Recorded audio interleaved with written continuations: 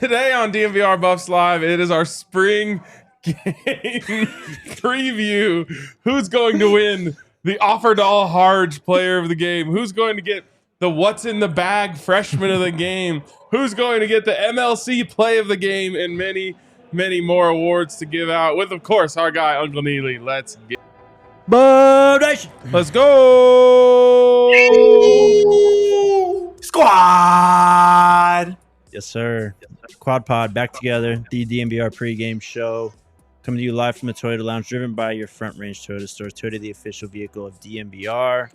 Happy Spring Game Eve. Yeah, and if you squint and look closely enough through that little window behind us, you can see that it's dumping snow. Yeah. Sideways, in and fact. it's like 36 degrees. If you can, and I have an idea. what is it? Next year, we announce what day the spring game is, but everyone knows that, except for Mother Nature, that it's the week after that. I love this. And then the snow will come the day we said it was going to be, but a week later, it'll be nice and sunny. If you can tell by me and fresh ass headgear, it's cold outside. Yeah, you guys and match. It's snowing outside, but we out here still fresh with it. You see us. Shout out Goonsville. Shout out Unc. What's poppin', Unc? How you feeling? Man, I'm feeling good, man. Let me apologize, but I know y'all understand. It's snowing. That it and is. for Rutherford, Mississippi, it's a long way from Boulder to Colfax and York when it's snowing. Yeah. So I stay my happy ass right here in the linebacker room because my license doesn't say driving snow. Jake's don't either. 3 years in a row, though, is insane. Nasty work. Remarkable. Literally, like, I don't really know. make it up. I think I said earlier in the week, we'd probably have a better chance of getting struck by lightning than having 3 years in a row of this weather. I'm pretty sure the year before Coach Prime got here, I got a sunburn at the spring game. Wow. So Sounds like a pipe dream. Literally sounds foreign. Yeah, for real. I can't fathom that. yeah, I mean, maybe this is the compromise we have to make. Yeah. It's the price we pay. Yeah. And I'm all right with that. Me too. Hey, I shout call out it to the you, prime bro. tax. There you go. You give some, you give and take. That's life right there. Real quick. Shout out to you, bro. Thank you. What'd I do? Giving me a fire shout out last night on Oh, Twitter. my God. Hell yeah. I don't know where that came from. I don't know where that shout out was I was prompted just at from. home, just, I was like, you know what? Scotty's really been doing some great work recently. I just got to shout him out. My dog gave me a shout out, bro. Really crazy. moving the needle. We love to see it, bro. Right back at you, dog. Thank right you, back thank at you. Thirsty as hell over here. Please. Oh, man. All right, let's preview the spring game. We'll get to awards, all that good stuff. Unc, what's the vibe Yo. up there right now? I mean, last time we're going to really see football played on grass at Folsom Field. Obviously, the weather's going to play a factor, but what's the vibe up there right now? Man, the vibes are high, ready to get this thing going. It's one of those things where you would like to say that the weather has dampened the mood, but I think we've gotten used to it. I think we come to expect that we're going to be in the 80s leading up to the game, then play in the snow, and then it's going to be 75 and sunny again. So I don't think the mood has changed in the building with the players. They are excited, to practice in front of company, as Coach Prime would call it, and show what they bring to the table for the 2025 Buffs. What are some kind of things that you're specifically looking forward to hopefully seeing tomorrow? And obviously the elements might potentially play a factor, but whether that be a position or, maybe even an individual player or two coming off of 14 spring practices in somewhat of a live setting, what are some things that you're going to have your eye out looking for? Well, first and foremost, man, I don't think my belief in the grounds crew here could be any higher because coming here year one and seeing it much worse than this hours before the game and what they were able to do that field so we could still play, I have high confidence that by 2 p.m. tomorrow, it's going to look like it hadn't snowed a bit out there on the field. So I'm really not expecting today's weather to carry over and impact what we're able to do from an eyeball test. But to directly answer your question, Scotty Deep Pockets, I think first and foremost, the quarterbacks. The first half of the spring, I think we spent a lot of time with them having the same play calls, the same playbook, and you're comparing them apples to apples. And I think with the back half of practice, you started to see calls being made that suited their individual skill sets. And so, what I'm looking for tomorrow from the quarterbacks is, whether it's Juju, Salton, or Staub out there, is the play schemes that they have to show what they can do and how they do well at what they do well, if that makes sense. Other than that, of course, eyeballs are going to be on the running game and as well as the defensive front and stopping the run. I gotta say, spring games are cyclical in terms of how interesting they are. The first year that Coach Prime got here, that was an incredibly interesting spring game. Absolutely. It was everyone's kind of first up close and personal look at Shador Sanders and Travis Hunter and even Coach Prime himself. Last year, less so. It's always cool to go out and see those guys, but there wasn't as much like, what's this going to look like? Right. This year, we're back to full-on interest. As interesting, in my opinion, as a spring game can be, and I'm pretty anti-spring game in general. But this is a high-interest spring game, and it obviously starts with the quarterbacks, but there's just so much out there that's going to be fun and exciting to follow. And I would even go as far as to say you probably have to watch it a couple times over to see all of the interesting things that could present themselves. No doubt. Cash Cleveland entered the portal yesterday. That was someone who was running a lot with the ones. We've had this situation in the last couple of years. Everyone's had it with the portal being open. But last year we had Isaiah Harge basically having to play all-time running back, all three teams out there because of injuries. I know that, we're not as banged up this time, but there are still going to be situations like center where Cash Cleveland is going to have to be replaced on the fly. Some other guys who have entered the portal. I guess my question is, just how does that process work, really? Is it just next man up, the 2 becomes the 1, 3 becomes the 2, or is there going to be some shuffling around we could see tomorrow?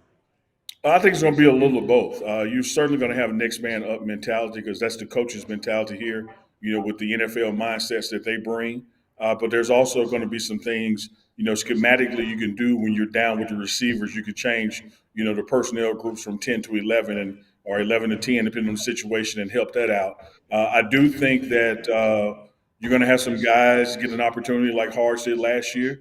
I think, there's no telling where you may see Cam tomorrow.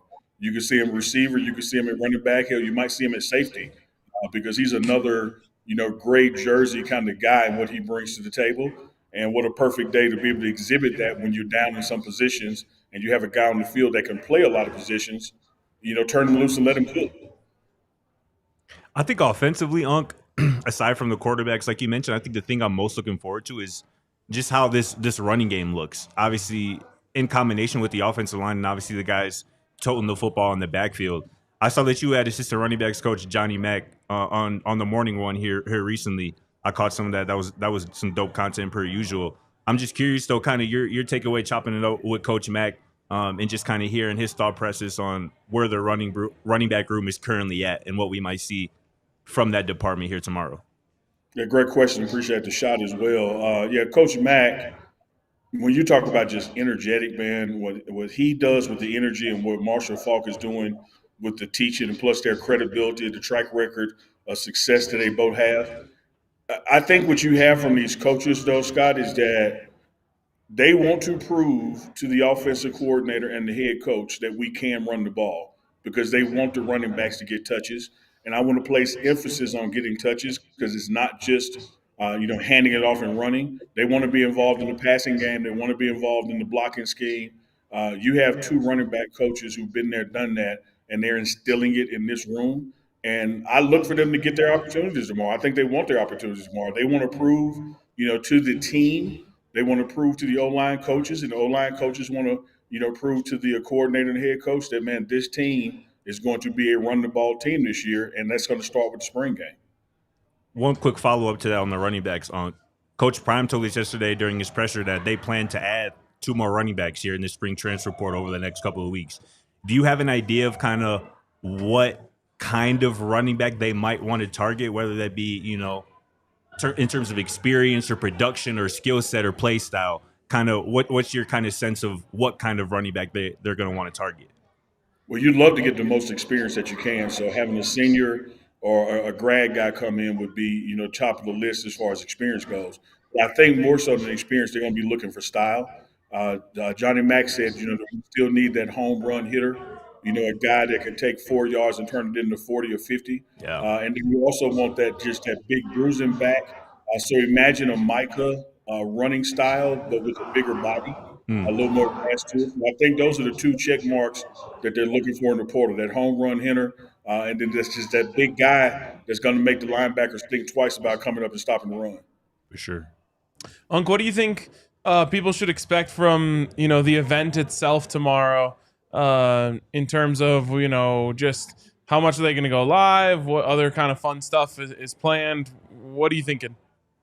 Well, you get to see all the drills and the warm-ups, that the players do. They're going to come out early for that, and that'll be public viewing. And of course, man, this is the final practice of 15, so there's certainly going to be some live to it and some one-on-ones to it. But it's like you started off with, RK. This is just one of those peaks in the process where the interest is high again because everybody wants to see this quarterback battle. Yeah. And one thing that helps measure the success of the quarterback is the wide receivers, and that room is depleted with all the talent, the numbers production-wise that left. But Jason Phillips will tell you, and Rashad will tell you that that room is fully loaded again with talent, just waiting on that guy to emerge. So I think that what the fans can look forward to is some straight up live action runs, and then also who's going to be that big play guy receiver that's going to make people say wow, and it's going to become a TikTok moment because you better believe both quarterbacks are going to look for that shot. Love it. Kind of along that same line, Unc. I mean, we've seen Caden really run well so far in spring practice, and it seems like the offense is really going to cater to that. I wouldn't expect him to really, taking a lot of runs into the second and third level, taking on contact and stuff like that. Just how much of that do you think we're going to see the quarterback run game featuring Caden Salter tomorrow? Oh, you're going to see it, and what you're also going to see if somebody touches him, they're going to be on the first damn plane out of here. So it's live, but it ain't touch the quarterback live. So what he's able to do with his legs, though, even without someone coming up and trying to take him down, you can see what's there. We see it in practice that he has what it takes to break one out and use his legs and extend the drive. So I think you're going to see some of that. But I think probably for his standpoint, for Salter's standpoint, is he's looking forward to showing you how well he can throw the ball. We see it in practice all the time, but everybody's heard this notion of his legs. You've seen his legs at Liberty. I think he's going to try to flip that script and show y'all that he can throw the ball. Do you think that in this quote-unquote quarterback competition, the spring game is like weighted in any way differently than another practice? If one of the quarterbacks went out and had a really good game, do you think that would almost like fester in the minds of the coaching staff going through, getting all the way to fall camp? Man, what a question. Great question. I hadn't considered that before, RK, but I got to believe so, and I'll tell you why. Doing it with the lights on, no matter how the weather impacts this crowd, okay, let's just be straight. We understand that this crowd tomorrow compared to year one with Coach Prime, Shador, and Travis, and everybody wanted to see if it was real or not, this crowd is not going to be that crowd. But there's going to be 19, 20,000 people there that are not in practice. ESPN2 Live is not in practice. And so I think that from the players looking at themselves to the coaches evaluating how things are run, you're damn right you're going to have to put a little grain of salt and bump that scale when somebody can do in public what they do in private, because that lets you know they can do it when the lights come on. And I think it'll mean a little bit more, too, because it's the last, that's what I mean, the last time you see them before, going into the offseason and whatnot. And, I think theoretically you want your guys, no matter what the position, you want them to kind of be ascending through the 15th spring practice, which is the spring game. And I think that's kind of what they're hoping for all of those guys in every position, but specifically at quarterback. I think you want to ostensibly see your guys playing their best football of the spring on that day, weather permitting, whatnot. But that's a good question for sure. And I think it's a good one. And the fan base is going to make their decision tomorrow. Oh, for sure. That's their only chance. Their only chance to see them between now and week one. That's when people are going to start digging in their heels and picking sides. Yeah, takes are going to fly tomorrow. Heels are already pretty dug in, but people are like, one guy plays really great, another guy doesn't. Mm-hmm. The fan base will have their mind made up. Yeah, it's true. Yeah, I hate to do this to our two guys because it's going to add that emphasis to what we were saying about the lights being on. I've seen one have a better day than the other, but I've yet to see one of these guys have a bad day. And so it will be telling to me, having witnessed 14 practices, Yeah. if one of them goes out tomorrow and has a bad day, and you haven't had a bad day out of 14 times, I think that's going to be interesting. So I don't expect a huge drop off. In fact, what I think is going to happen is the people who have their minds made up, they're only going to be convinced more, and one of them is going to be wrong. Thanks. Love Let's it. go. All right, let's get to some awards and some predictions on the other side of this break. Shout out to the homies over at Empire Today. No, that can't be right. What do you mean, no? No, I was taking. You were going Empire today. I was going Lucy. That's wait. Yeah, I think that's right. Yeah, I'm doing Empire too, right? Yeah. Yeah. That's what I was gonna do. Oh, okay. You were looking at. Was he not looking at me like it was me? I don't know what y'all got going on right now. Go ahead. I know it ain't me. Right. Say it. Shout out Empire Today. The best in the business when it comes to getting a new floor in your home or business. We've all been to those, big box stores. They got plumbing, heating, all this kind of stuff going on. They throw flooring in there too, right? But if you go there and you ask the guy, help me find this floor, is that really the best person to ask? They could have been doing, plumbing or whatever yesterday. Sure.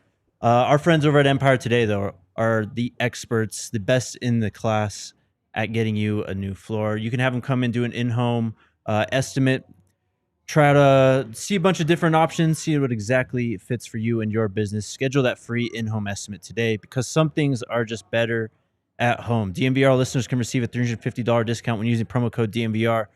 Again, that's a $350 discount with code DNVR. Some restrictions apply. Visit EmpireToday.com/DNVR for full details.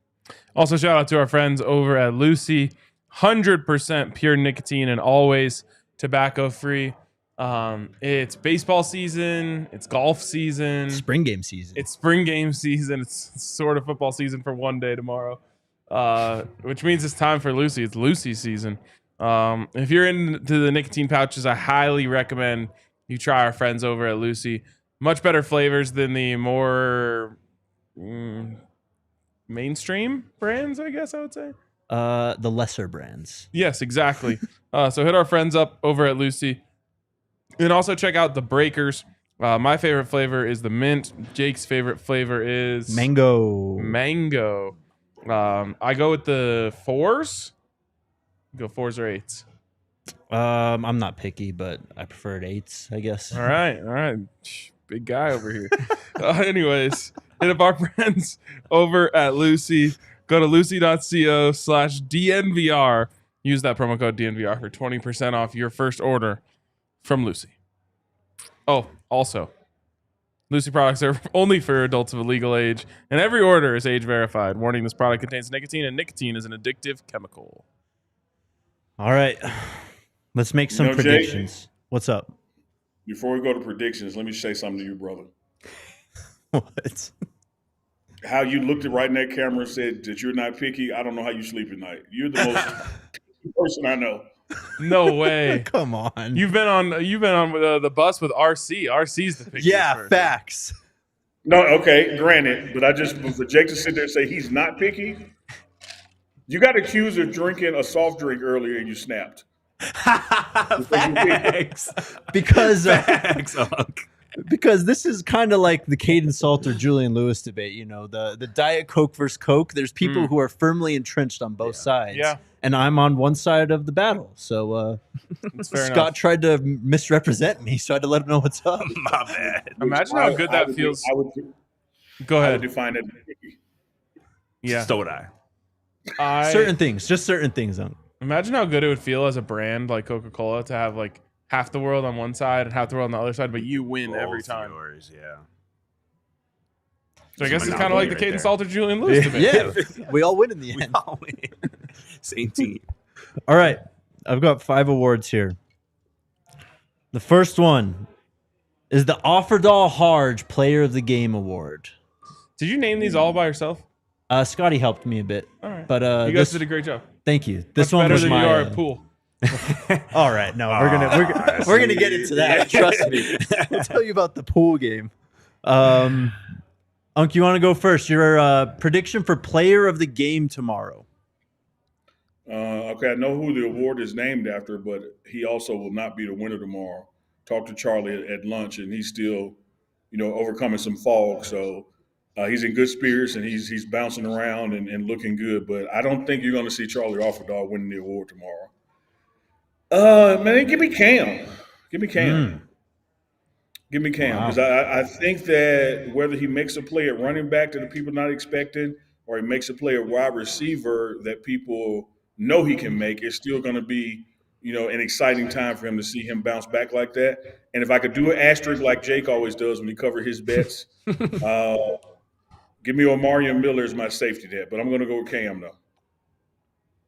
I like that. I was gonna go Cam too. No, you weren't. Yes, I was. I was, and the reason, and I'll just give different reasoning to explain why I was going to go this way. Isaiah Hard was in this role last year. Yep. He got, not only did he win the award, he got the award named after him. Crazy. And so that role, I think, where you're going to see Cam get a couple carries, you're going to see Cam get a couple catches, you might see Cam get a return. Although I don't think they're going live on returns, but I think that he's going to be a name that comes out of this. People who are maybe more casual fans will be like, dang, that guy is sick, So I'll take Cam as well. I feel like a lot of the fan base is going to be interested to see how Cam looks tomorrow, and kind of the first live action that we've seen. Obviously, he wasn't available at all his freshman year, and now he appears to be healthy and obviously super versatile and explosive. So I'm excited to see Cam. In terms of my Offerdahl Harge player of the game, I think it's going to be somebody who's been head tapping folks all spring. I'm going to go with Joseph Williams. I think he's going to make one or two ridiculous catches that catch the attention of social media, or maybe the more casual Buffs fan who may not be familiar with him, who obviously just arrived here in the winter. It seems like both Juju and Caden love throwing the football to him in just jump ball situations because they know he can go up and come down with it in contested situations. So I like Joseph Williams. I feel like you can really go with a few different receivers, but Joseph Williams is a guy that I can see kind of having one or two highlight type plays. I'm gonna pick Omarion, I think. Okay. Omarion's return to, remind people what he's capable of. And he doesn't need to do much. I mean, honestly, you get 2 or 3 big plays out of 100%. Omarion Miller, and you're like, all right, shut him down. Like, that's all we need to see until July, basically. It's time for him to, put his stamp on this receiver room and prove that he can be wide receiver 1. So I'm going to predict that we'll get a preview of that tomorrow. All right. Next one. The Jordan Seaton What's in the Bag Freshman of the Game Award. Can I go first? Sure. Julian Lewis. I'm going to take Julian Lewis, and I almost took Julian Lewis for the last one, but I knew that this was here, so this was I could get both guys in.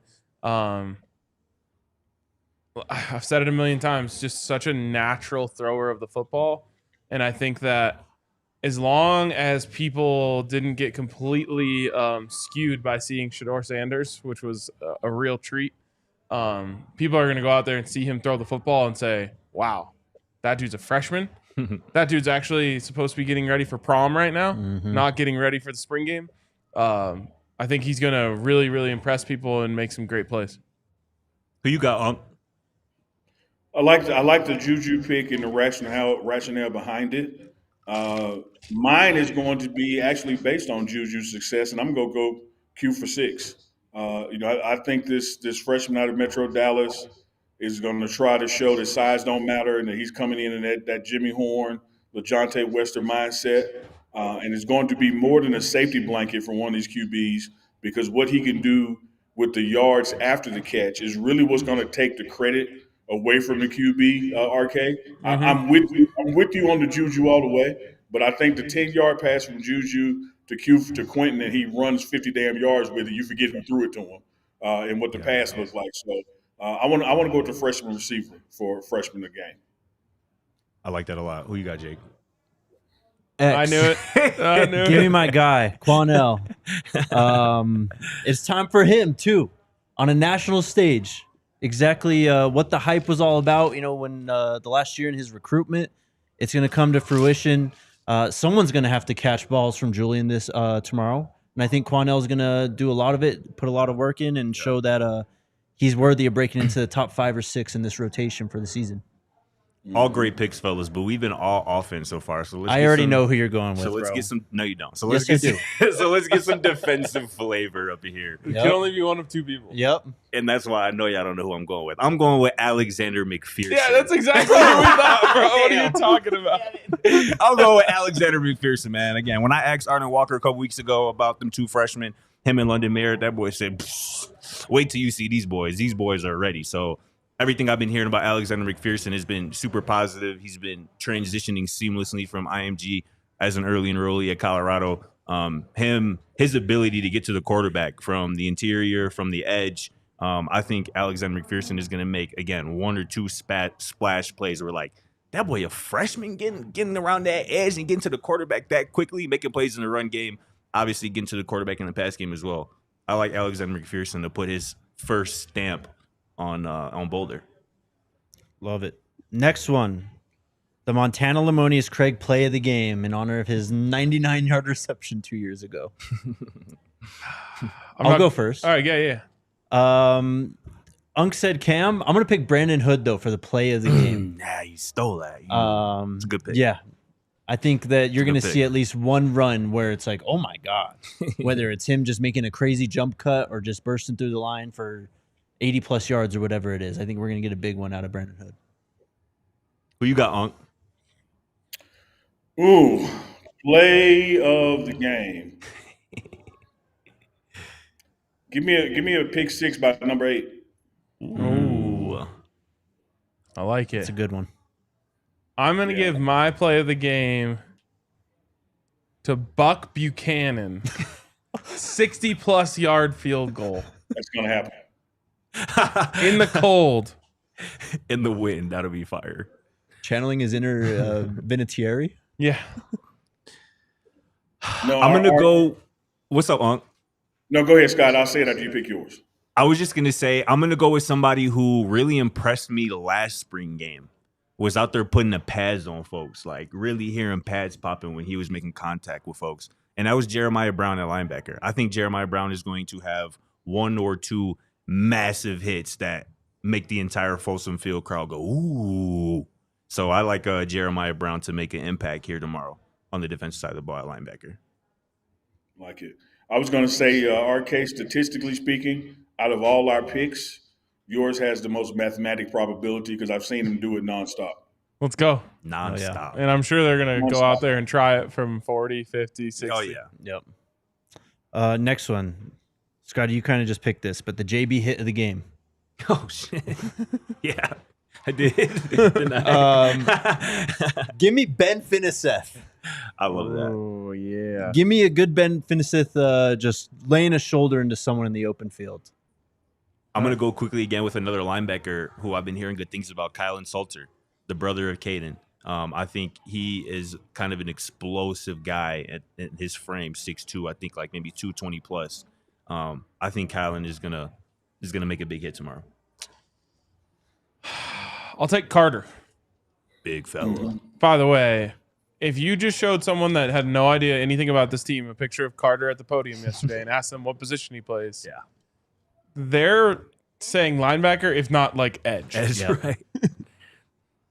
Even running back. Who you got on? I'm going with Carter as well.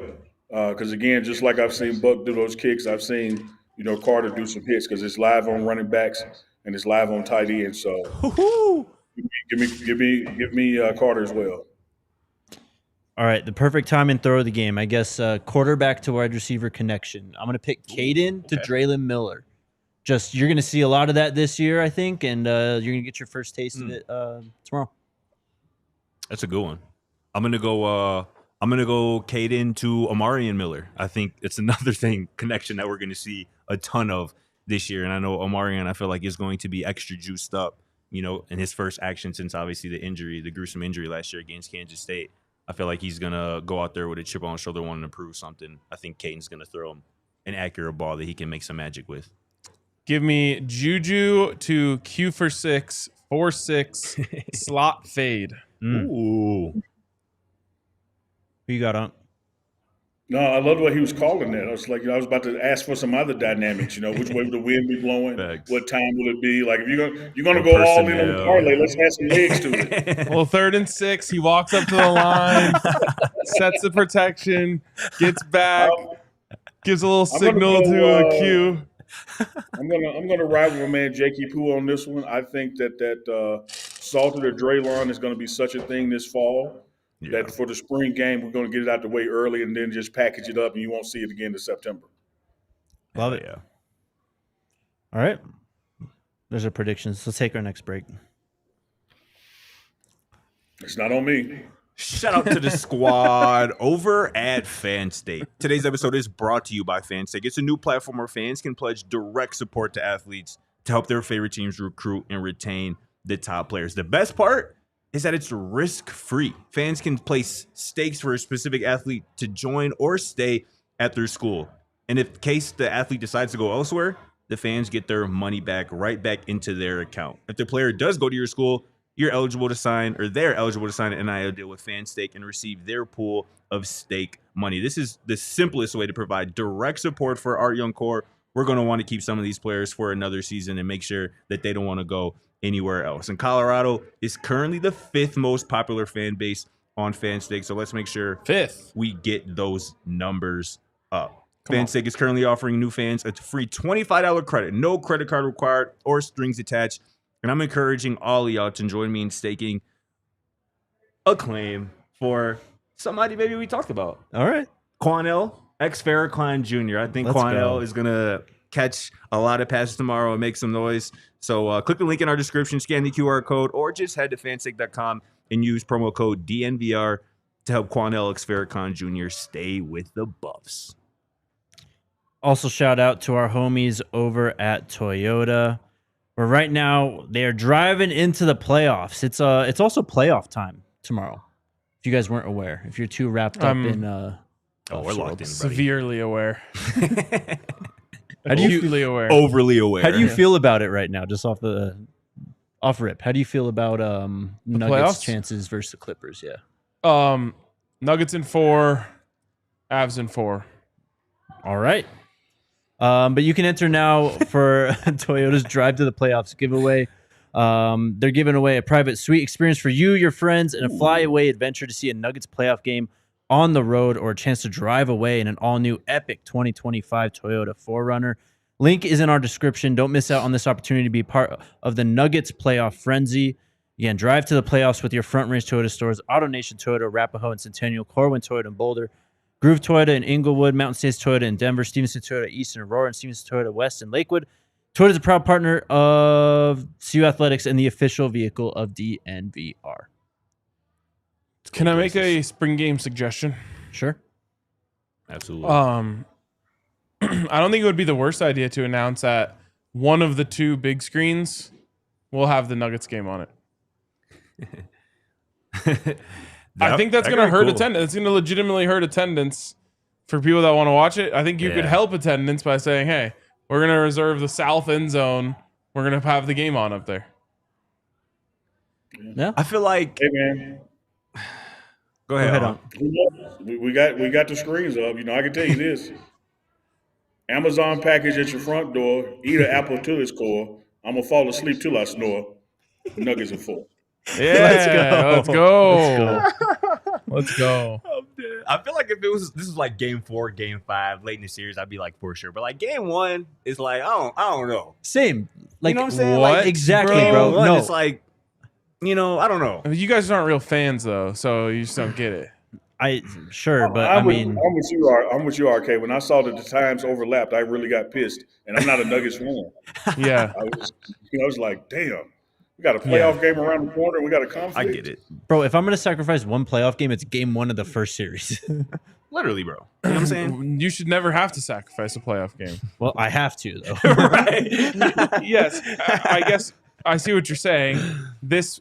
If you had to rank all of the games possible in the playoffs for this to overlap with, this would be one. For sure. But it's not like this is highly scintillating action on the field where you're like, we don't want to give people any reason to not be looking down here. Fair enough. If it were a real game, I would say absolutely. If you're in this stadium, focus on the stadium you're in. I'm just saying you would help the attendance if you gave people a chance to watch the game. I am 100% more intrigued by the spring game tomorrow than anything else happening. Obviously, because you're not a real Nuggets fan. I'm not a real basketball fan. Yeah. Of basketball teams, you're a Nuggets fan, Of course, yes. but you're not a big basketball fan. No. Hey, Scotty's a Lakers fan, so Don Juan, chill. We know ball over here. Big ball knowers. Unk, I mean, the spring game it's always a big recruiting weekend for the team. We're expecting quite a few visits. Just what can you tell us about, the type of players they're bringing in, maybe even who we should expect to see down on the field tomorrow? I tell you what I've seen in the building today, and it's like I told you guys when I first got here. I want to see dudes I'm afraid of. I've seen some big boys in the building today. Gunnar White, the offensive staff, have been giving some tours to some players and their families. Same thing on the defensive side. So I think one thing that people are going to notice across the board and look down on that sideline to see who's here on the visit is size. Speaking of big boys and size, Colorado just added one of them big boys with size. Just this past week, Xavier Hill, Memphis offensive lineman transfer. I'm sure you're familiar with him. What can you just tell us about what you know about him and kind of what the coaching staff really likes about his game? Love his tenacity, and part of tenacity, you can make another word and say nasty. You want a guy that's going to get nasty out there with it. Big boy, big size, has done it at all levels. It is really going to solidify when he gets his footing in place here that from one end to the other, this is going to be an NFL caliber, starting group out there. And so you're going to look down the road and you're going to have you had a pro day this year that you only had one offensive lineman out there, two actually. You're going to get a year from now, 2 years from now, and the whole world is going to be here watching, offensive linemen go through their pro day. And that's going to put this program just on a whole nother level when you got that kind of talent in the trenches. I personally love the guy. Everybody mentions Memphis, but he's from Mississippi, so I love when we get Mississippi guys here. Definitely. He's out of Olive Branch, Mississippi, right up north by Tennessee. I'm excited, man. He's going to really help propel this offensive line, and he's another exhibit to the strength that this run game is going to evolve behind. Definitely. Also, I mean, we kind of buried the lead, I guess, but everyone's still mad about Shador and Travis getting their jersey retired ahead of the spring game. Unk, go ahead. I was just going to ask, what are your thoughts on the outrage mostly? I mean, I'm sure that you're like us and you're, happy for Shador and Travis to get this great honor. I couldn't be happier for them. And I'll tell you this, man, I have no problems with people with varying opinions. But I think the ones here's why I've been categorizing it. The people who tell me that these two have not earned it, they don't deserve it, I don't even go back and forth with them. That's just foolish. You don't know ball. You don't know what the hell you're talking about. I ain't got time for it. The ones that I just scratch my head in dismay, and I will go back and forth with you, is the people who say, hey, they've earned it, but it's too soon. I don't know what the hell that means. How can somebody accomplish something and you want to hold back recognition of it? Like you want to wait till they're 20, 30, 50, 60 years from now and have their grandchildren on the field to give them this honor, particularly when you're recognizing them for something that they cannot add to the accomplishment. Whatever they go on and do in the NFL doesn't change what they've done here. What they've done here is final. It is what it is. There's a cap on it now. So now that they've done it and you look at the history, the lay of the land and say, man, what they've done for this program, what they've accomplished here individually, if they're not worthy of their names going up there and number never get out again, I don't know who is. And for people to say, hey, but what about the guys in the past? Well, hell, we weren't here in the past. Y'all should have been crying for them when it was 1-11 and saying, hey, it's time to put Deion Figure's name up. You should have been saying that then. And so to have the leadership of Rick George, who recognizes what Colorado football has become, what Boulder, the community, what the state of Colorado has become because of the accomplishments of Shedeur Sanders and Travis Hunter, both on and off the field in 2 years, they are beyond worthy of his honor. Cooked. I don't have much to add. I will say this along the lines of too early.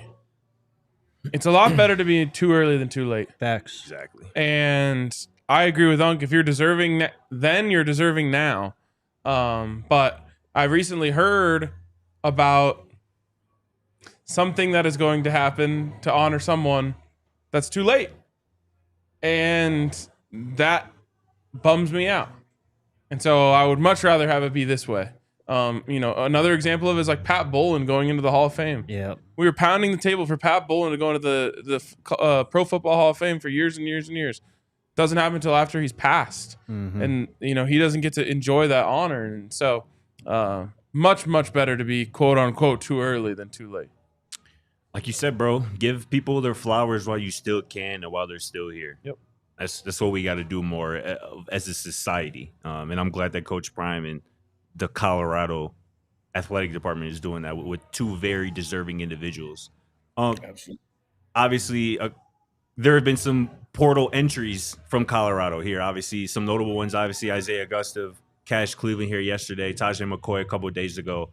I'm curious just kind of your general thoughts about, I guess, maybe those three guys in particular. If you can maybe add some context to, their departure and kind of how their rooms are going to look at with them exiting. Yeah, totally. First and foremost, wish them, the absolute best. I have always said about the portal, the freedom of it, including the freedom to make bad decisions, which you don't know are bad at the time. You got to go through the process. I hope it all works out for them. I think that what they are seeking is what everyone is seeking across the board, whether it's you and I or anybody else in the world. We're seeking more and better opportunity. And if you feel you can get there somewhere else, man, we'll help you pack and we'll help you make the best decision. I'm not going to say anything negative toward their performance or abilities because particularly Tajay McCoy, look what the noise he was making. Yeah. I told him just a few days ago that before the month of September ends, 40 was going to be the highest selling jersey this year, and so that's the kind of talent that he brought to the table. So I wish him the best wherever he goes. A Cash Cleveland, his personality is just infectious. But again, whether it's Isaiah, Cash, or McCoy, or anybody else, if you feel there's better opportunity for you elsewhere, man, by all means, go pursue it. Because here's the truth: when we're dealing with this in this NIL space, we're still in a world where 98% ain't going pro.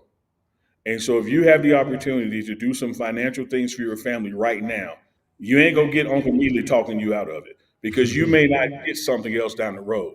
Now, having said that, that's for the people who place NIL over NFL. If you're trying to go to the NFL, Colorado is where you want to be and where you want to stay. Because you look at the running back room with Marshall Faulk. You look at the I'm just choosing from the room where you have the name. You look at the old line with Andre Girard and George Hageman and Gunnar White. These are guys who can absolutely get you there. The defensive side of the ball, all the way from the defense coordinator on down, are guys who can get you there. So if the NFL is what you want, you need to stay put. If the NIL is what you're looking for, hey, chase the bag, man, and God bless you. Period. Well said. Unc, to kind of build off that, the last 2 years we've had this spring game and guys have, rushed to enter the portal because, our spring game is like 2 days before the portal ends. This time around, the portal is going to close, I think, on Wednesday. Next Friday. Next Friday. Today. Okay. Today. So there's going to be time. I'm sure some guys are going to leave, of course, but, what are you expecting in terms of departures, portal entries, as soon as, I guess, Sunday, when spring football is formally done at Colorado? Oh, you'll certainly have some more.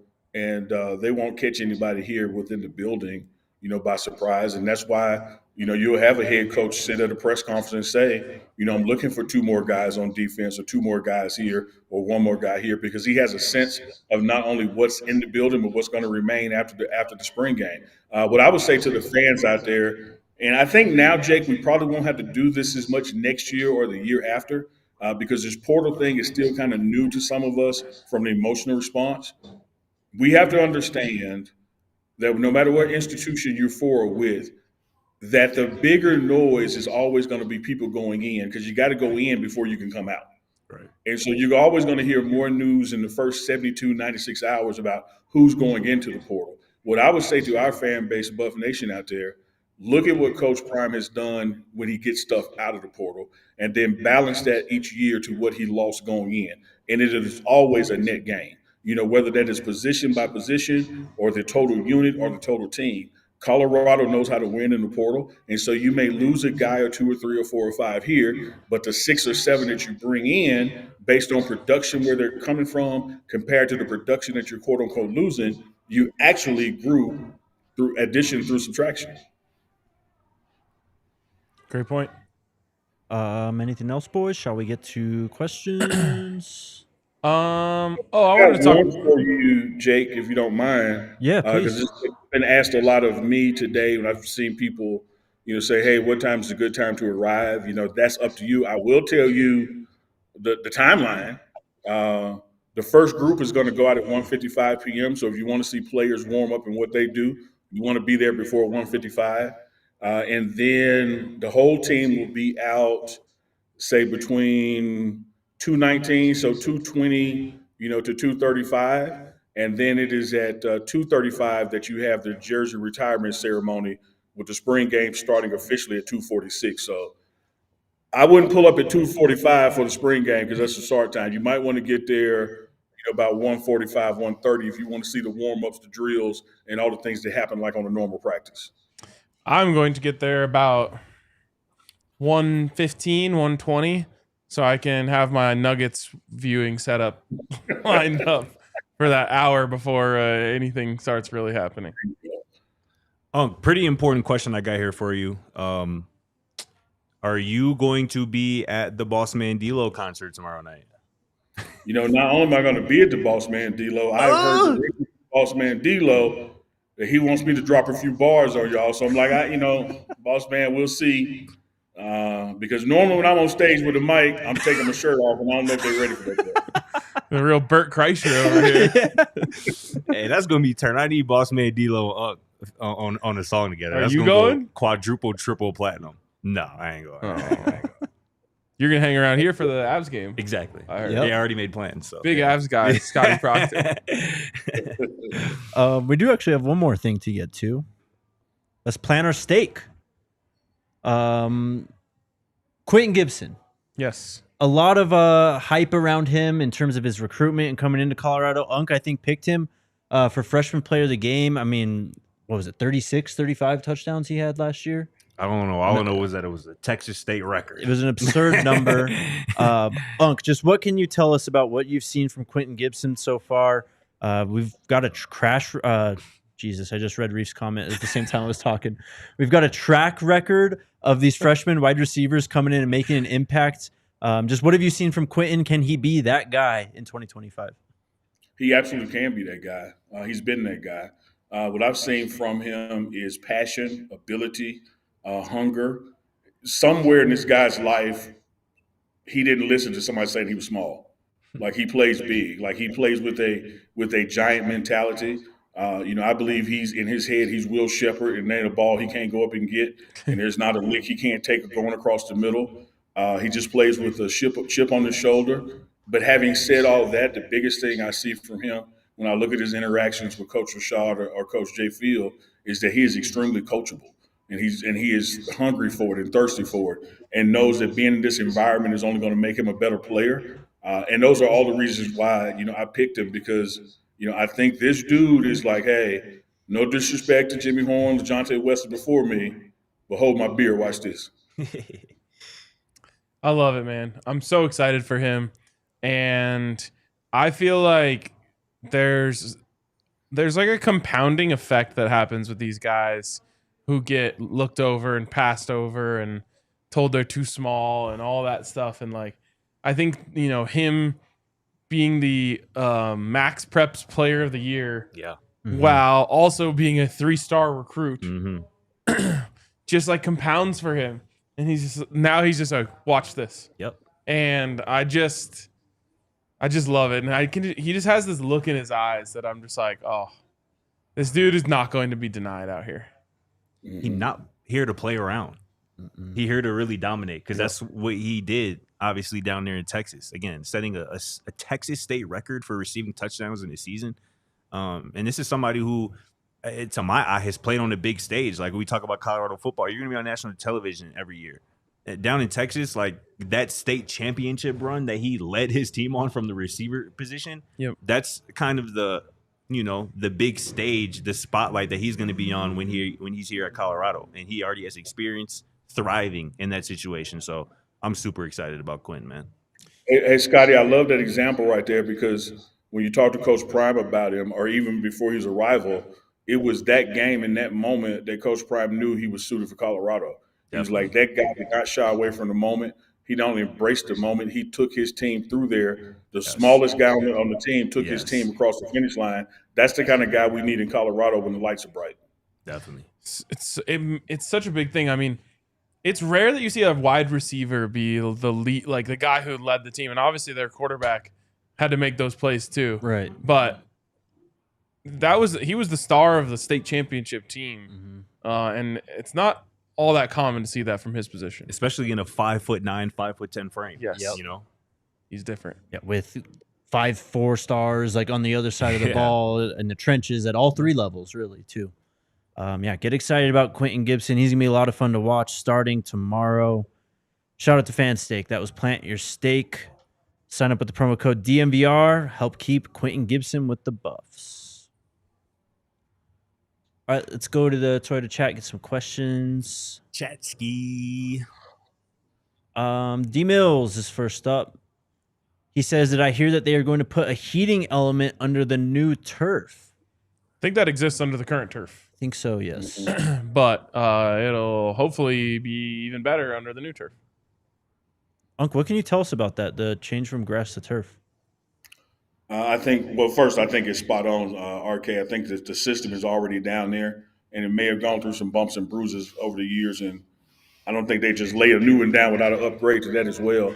I think it's gonna help us, Scotty. I think that we're gonna get faster. Warren Sapp was just excited about it when I told him on Wednesdays with Warren. We're out there on Folsom, and I said, "Man, Coach, like this is one of the last times it's gonna be grass. We got the spring game." We got graduation, you got the boulder, and after that, they're taking it up. And he said, "Oh, what they're doing? Turf down." He was like, "Oh man, the speed, we're gonna kill him." Like he loved it.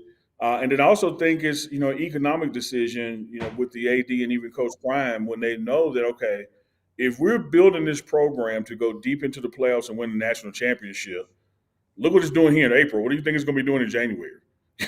So let's put some turf down. It also helps the program economically with other events you can do in the off season without tearing up the grass. So I think it's a good move. It's going to defray some maintenance costs, and those dollars you can plow back into doing what we're trying to do, which is win a national championship. Unc, on a side note, you mentioned Wednesdays with Warren there, and I watched, I believe, the most recent one when you and Coach Sapp were talking about, I think, Tajay entering the portal, and Coach Sapp was, I don't know if I've ever seen him like that. Like, you could tell, like, that impacted him. Like, obviously, he has real love, like a son for Tajay and all the guys, all his babies in that room. I'm just curious, to me, my takeaway from that was, like, Warren Sapp really cares about these players and this team. I'm just kind of curious, your takeaway from that conversation with Sapp talking about one of his babies leaving. That's exactly what happened. You read into that well, because it was in that same conversation. I mean, it was only me, Coach Sapp, and Taj in the room talking. And, and Sapp and I have been big fans of him and what he brings to this table. And then maybe others like, oh, man, this and that, he needs to grow here, do this. We're like, man, y'all got to be, what are you smoking? This dude is good. And so I think what hit Sapp at that moment was, or at least publicly in that moment, was that this was a player that I believed in, was talking to, was coaching up. And not only did he decide to leave, even in that moment, that conversation just 24 hours ago, he didn't mention it. And so you understand, coaching is new for Sapp. He's just been a coach now for a year. But this portal process is his first time really dealing with this, because the last time he didn't know those guys yet. For sure. And so now this year, relationships have developed, time on task has developed, and you can tell that one really hit him. Definitely. Kills me. Yeah. Kills me because I obviously wish all the best for Tajay, but when Warren Sapp cares about you that much and cares about your development and wants to help you that much, how could you leave that? And that's what he was saying. That's what Coach Sapp was saying. He was like, I'm here for you. I'm completely invested in you and your future and getting you to the next level. So it hurts. Obviously, it hurts when, a guy feels like he's best elsewhere. Well, it hurts, I think, double, too, especially when it's guys like this who have been in with the program for 2 years. this is like supposed to be their big like kind of breakout year, right? Like Literally. a lot of people thought Tajay would start, me included, this year, and we're just not even going to get a chance to see that happen now. Yeah, it's tough. Should we hit Who's OT next? real quick? Oh, yeah. I think we're good because we started late. Say less. Moni says, which players from the old school group will be at the spring game besides Shador and Travis? I know Cam's in town. Yeah, Jimmy Horn is here as well. Nice. Don't know how many are staying through the spring game, but I imagine it'd be quite a few faces back. Hell yeah. Love that. Kevin's Demon's got a question for you. He wants to know about the progression of Quincy Williams and Gage Goldberg. What can you tell us about Wiggins. Quincy Wiggins? What did I say? Williams. I'm sorry. Wiggins. Quincy Wiggins. Let me tell you this, man. And I've said it, Scotty, brace yourself, because I've said it in our private group chat that all of us will have to be dead 50 years before the Congress will allow it to be viewed. The day Quincy Wiggins plays like his body looks is a day that the football world will crumble beneath his feet. This dude is a beast just waiting to emerge. Coach Prime believes in him. Coach Hilo believes in him. So much so that this past practice, Coach Prime told Coach Hilo, hey, get his helmet with the system in it. I want you to be able to talk to him so we can kind of slow down the process of what he may be thinking versus doing. So just kind of talking through some things as we coach him up, because we really do believe that this dude is going to be that man. He's going to be an impact player. He is a grown-ass man out here amongst little boys. He's just got to stop overthinking it and just embrace that coaching up and just do it. But when you look at the potential is through the roof with Quincy Wiggins, man. What would it take for him to break through to the other side? I forget how Coach Sapp phrases it, but it's that repetition of tedious details. Like that you just do it. You got to do it. You got to do it the right way more times than you've done it the wrong way. Yep. And when you come into a program and you get a coach like Hilo and a coach like Sapp, and you've been doing it the wrong way, like we got to catch up on the math. We got to get it to where the right way is easier. It's the first thing you think of than the wrong way.